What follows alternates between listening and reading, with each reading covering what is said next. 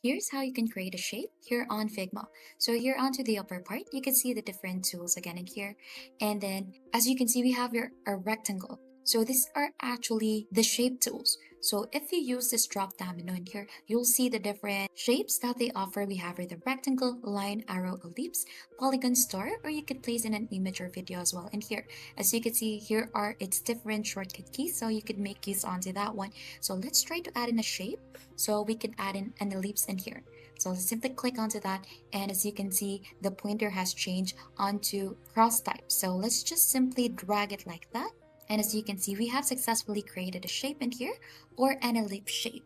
So for us to be able to customize this or add in a color, actually make use here onto the properties panel on the right hand side to customize its shapes, color, border, and other properties.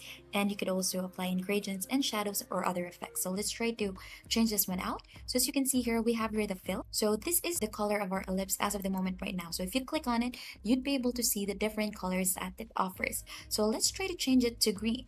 So as you can see, we have a green in here.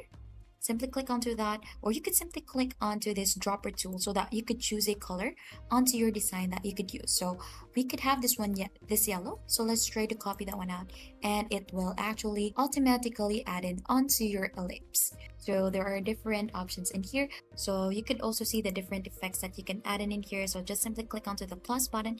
You could add in some shadows or inner shadows in here to make it more nice. So we have here the drop shadow, so background blur, so we have that one also, and the layer blur. And let's just opt in for inner shadow. We have also the option to choose the transparency of your color. So as of the moment, we have it at 100%. So let's try to move this one at 75, and let's see what it will give us. So as you can see, it is more lighter. So we have a lighter ellipse already in here. So this step is actually very fundamental in creating a design, since this enhances the user experience, establish the brand, and it could convey a meaning. So shapes provide structure and hierarchy, helping to organize content, and it could also guide the viewer's eye. And that's how you create shape and color creation here onto Figma.